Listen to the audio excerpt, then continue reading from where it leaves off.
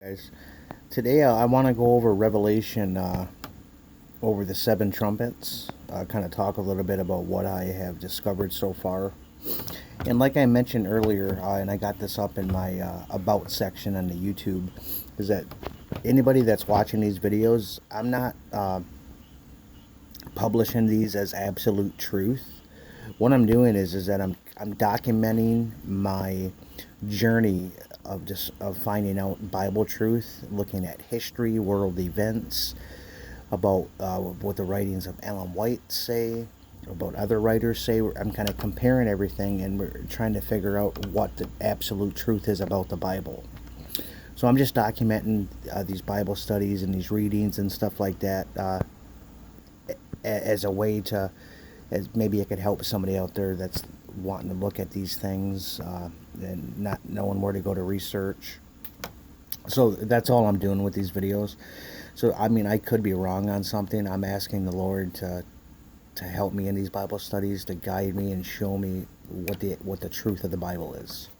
So with that being said, we're gonna read Revelation 8 here, and we're gonna go through some of the seals, or some of the trumpets, because there's a lot of confusion on these topics, and I have been deceived on these issues a couple times. So okay, here we go.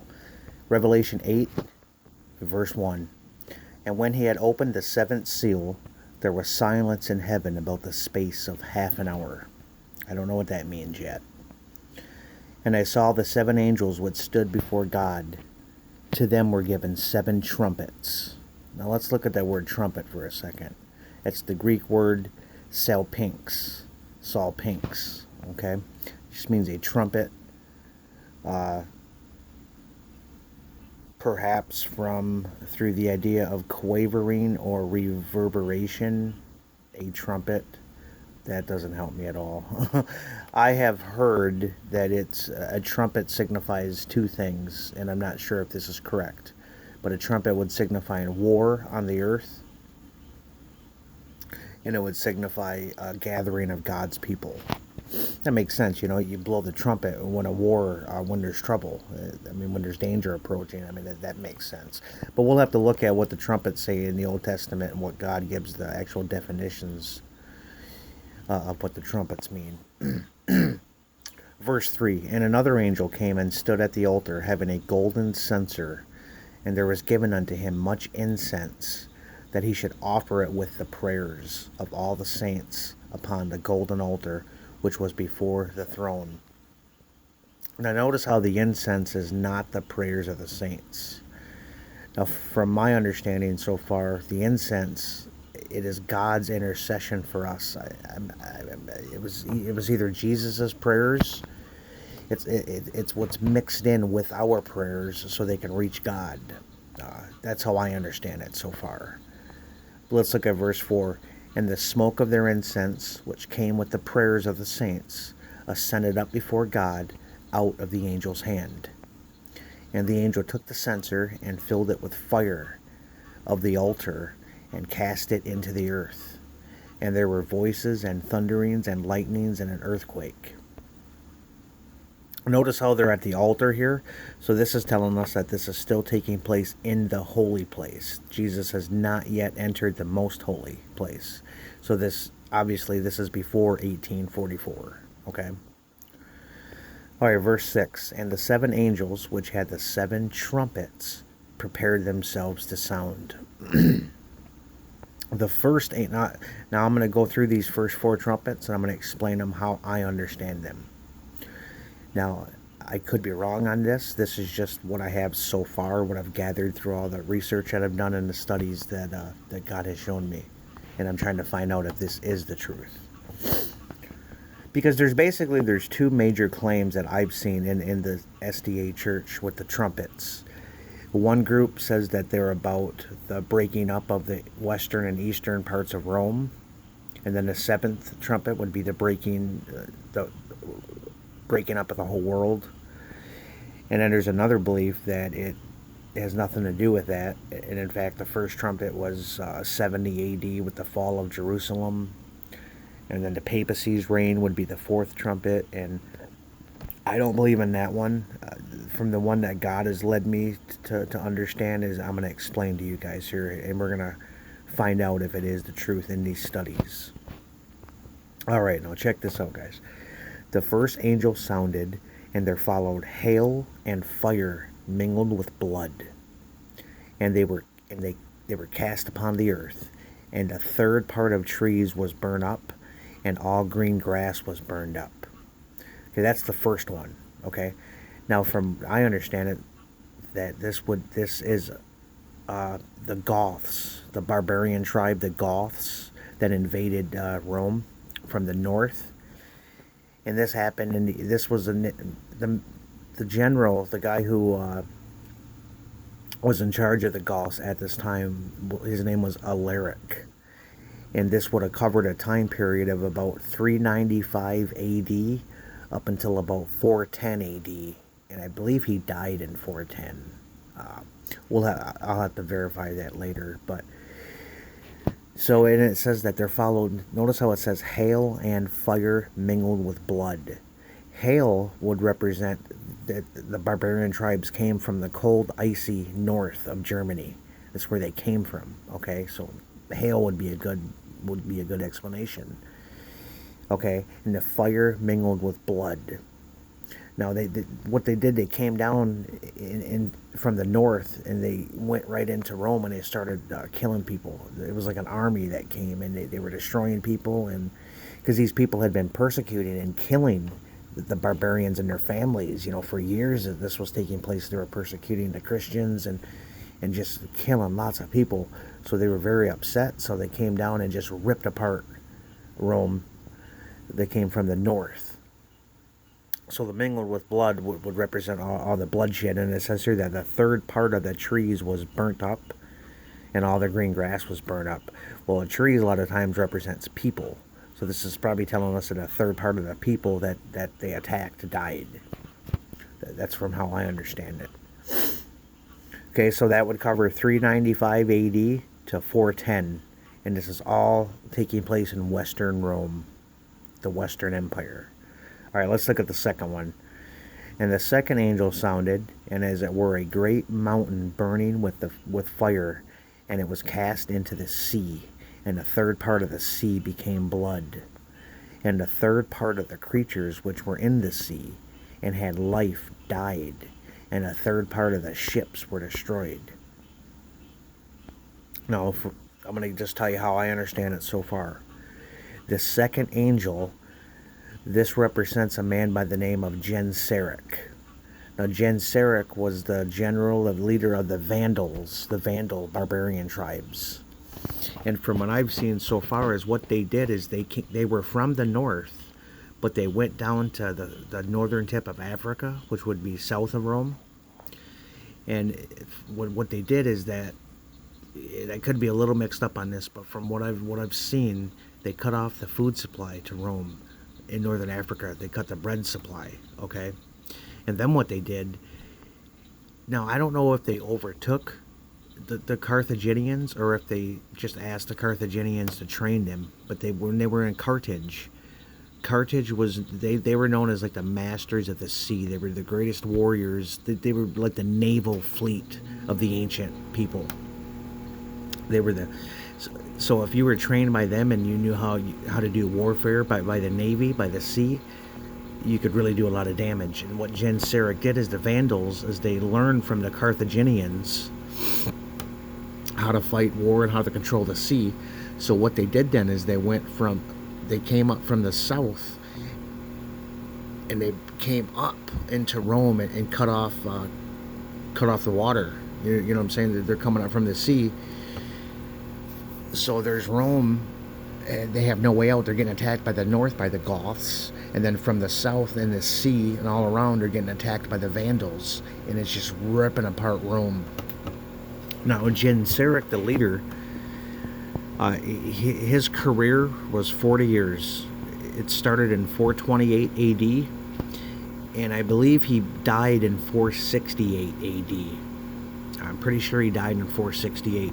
So that would represent this second angel here. It's ripping apart the Western Roman Empire. Okay? Alright, now let's continue. Okay, now the third angel sounded, and there fell a great star from heaven, burning as it were a lamp, and it fell upon a third part of the rivers and upon the fountains of waters. And the name of the star is called the wormwood, and a third part of the waters became wormwood, and many men died of the water because they were made bitter. This is really cool, man. When I read about this, I was shocked. Another book, a good reference, guys. A couple good references. Actually, I'll show you real quick. We have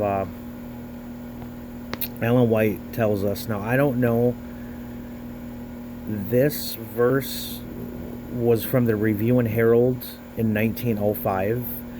But I believe these were published after Ellen White's death, so I don't know if they were tinkered with or if Satan had got in and changed anything. I'm not sure. But if this is right, guys, this is huge, because it tells us one of the best resources that we can have. Notice what it says here. It says, when the Patriots and Prophets were first issued... Nope, actually, hold on. Let's go back toward the top here. Okay, God has given, regarding Satan's apostasy in heaven, should be given a wide circulation just now. For through them the truth will reach many minds, patriarchs and prophets. She's naming the books. The Great Controversy, and look at that middle one, Daniel and the Revelation. Okay, they are needed now as never before. They should be widely circulated because the truths they emphasize will open many blind eyes. And that's from the Review and Herald, February 16th, 1905. Now, you guys, what she's saying is that the book Daniel and the Revelation is a book with great light. Now, if you guys want to know about that book, it was written by a man, Seventh-day Adventists, one of the leaders of the church. His name was Uriah Smith. And it has a lot of information about the trumpets and the seals and a lot of other things. And he also teaches what I'm telling you guys about these trumpets. So that's one great resource. And another great resource is a man. His name was Gibbon, and he wrote a book. I think it was called The Fall of the Roman Empire. I could be wrong on that, but I think his name was Edward Gibbon, and he wrote these books all about the Roman Empire and its fall. And a lot of historians use him as a reference because it's a very true account of what happened. And you got to think about it. God's always going to have people in every generation that are going to have a love for history, and that they're going to record history. They're going to write it so that people can have a chance to go and research and read books about it. So, I mean, that makes sense. So this third angel, guys, have you guys ever heard of a person by the name of Attila the Hun? He's one of the most famous barbarians of all time. This is who this is talking about. Attila the Hun was the third angel. He was a great star, and he fell upon, look what he fell upon, a third part of the rivers and upon the fountains of waters. Well, from my understanding, Attila the Hun came from the east. And I don't know if Attila the Hun, if it was the Hungarians, or if that's later what became the Russians, possibly. But Attila the Hun, what he did is he came in along the waters. I think it was upon the Mediterranean, but it was also upon all the rivers and lakes and the fountains of waters, and he just carved up people. He just came up with his armies, and they took everybody along the rivers and the fountains of waters. So that's Attila the Hun, guys. Now, I believe it was the year 451 to 453 was the 2 years when he did this, when he came in from the east and carved up Rome. So think about it so far, guys. We got the Goths coming in and the Goths were a Germanic. They were a tribe of Germany, okay? So you got the Goths coming from the north, ripping apart 1/3 of the people, killing them. You got the Vandals.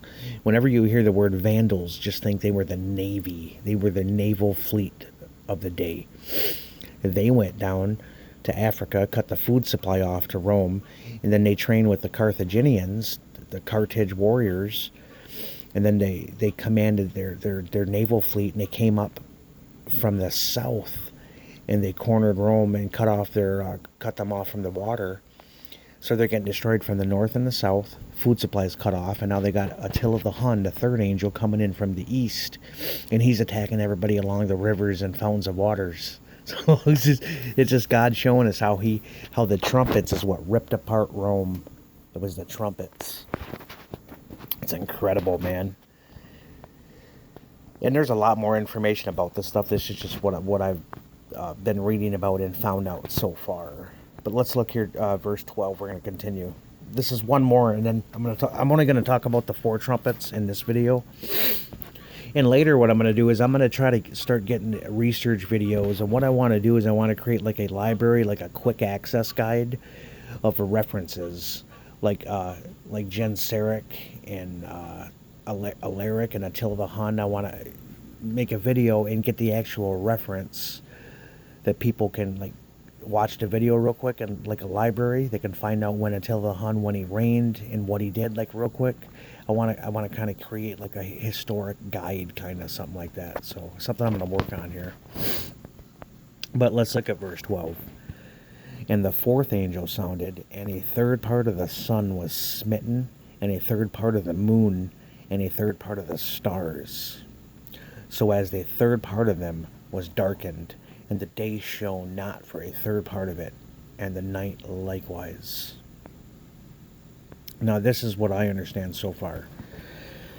This is describing a man by the name of Odoacer. Okay, he was of the Heruli tribe, I believe. The Herulis, they were the 4th barbarian tribes, and what they did is they came in from the north, and they like finished them off. Okay, Odoacer, what he did is he went into Italy, and he took the king or whoever was in charge at that time. I got to get better with my history, but like I said, I'm just learning these things. He took the person off the throne, and then he crowned himself king of Italy, and this happened in 476. So the Heruli invasions, this would have been 471 to 476 AD. And we know that 476 AD is the official end of the Roman Empire. Okay, this was when the divisions of Rome were divided into 10 tribes, the 10 barbarian tribes. This would be the 10 toes of Daniel chapter 2, or the 10 horns of the dragon. This is where it happened in 476 AD. So Odoacer was the final thing, that when he crowned himself king, and that happened in 476 AD. But notice how it says here, though, guys. It says that a third part of the sun, moon, and stars were darkened. Okay, and a third part of them were darkened, and the day shone not for a third part of it. Now, from what I get out of this is that, from what I've seen, is that in Constantine, when he moved the empire in 330 AD to Constantinople, which is Istanbul today, in which we're going to come to realize that Istanbul is the most valuable piece of property on the planet, and it's what causes all the wars of the world. There's something called the Eastern Question. This is where all the Nation of Islam is, the Turks, the Ottoman Empire. It's their land, and the countries of the world are trying to push them out of their land. So it's because everybody wants that land. Because if you have that land, you are sovereign of the world. Everybody from Peter the Great to Napoleon to World War I and II, all these things, Turkey and the land of Constantinople or Istanbul is many times at the center of a lot of these wars. But Constantine, you guys, before it became the western and eastern part of Rome and Empire, it was divided into 3 parts. Now this happened twice, and the last time it happened, when Constantine died, I think it was in 337 AD. I could be wrong on that. He left the empire to his 3 sons. Okay, their names were Constance, Constantius, and Constantine II. Nothing like having an ego, eh? Naming all your sons after you. But think about it, guys. The empire was divided into 3 before it was the Western and Eastern Roman Empire. This is the third part that God's talking about here. A third part of the sun, a third part of the moon, and a third part of the stars. Okay? Now, also I've heard that also means it's talking about the sun, which would be speaking about the Roman Senate, like the emperor. That the moon was talking about the Senate and like the governors and counselors. And the stars are talking about something to do with the Roman government. I'm going to have to look more into that. But I haven't not read a whole lot on that issue. But I know it definitely has something to do with all that, which I was just speaking about. So, very interesting. Now, we're going to leave off with this verse right here. And it says, "And I beheld and heard an angel flying through the midst of heaven, saying with a loud voice." Notice, let's look at that word, Greek word for loud. Okay, with a loud voice. That's the Greek word megas. You can already see where we get our words like mega and megastar. It comes from loud, like a megaphone. So, like with a megaphone, a loud shout. Let's look at the Greek word for voice here. The Greek word for voice. Look at that, guys. Phone. It's pronounced phone. So we're holding in our hands our phones, our telephone. It comes from the Greek word for voice. I just think that's funny. That's pretty cool.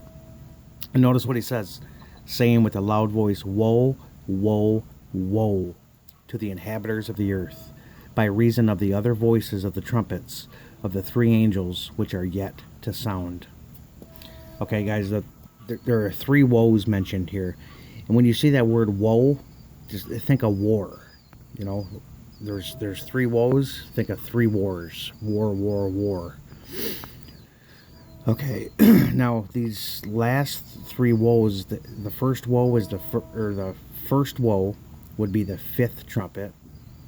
The second woe would be the sixth trumpet, and the third woe is the seventh trumpet. Now I'm pretty sure why they're being described together like this. Woe, woe, woe. It's because it's all one nation that's going to cause all this war on the earth. And in the next video, we're going to talk about who it is, from what I've researched and seen so far through my studies. So it's going to shock a lot of you guys, and I want nothing to do with hate speech or nothing like that. I'm just interested in what the Bible says, what it really says. Because history, guys, history is just, prophecy takes place throughout history. Through a complete succession of time, everything is linked together. God does not have any gaps, or everything takes place on the earth in succession. So we're going to take a look at this in our next video. So, all right, guys, that's it for this one. I will be back up soon talking about the others, and eventually I just don't have the resources right now, but as soon as I get enough money, I am going to start working on I want to get a computer because I can do a lot more. I'm just doing this off my phone, and it's a little difficult sometimes. But I'm going to work on getting some type of reference historical prophecy guide chart type thing, to where we can have it like categorized, and we can look up events and dates with the actual reference to where they're at, so people can read them. So anyways, thank you guys. Peace out. I love you, and may God bless all of you guys. Well, I'll see you guys in the next video.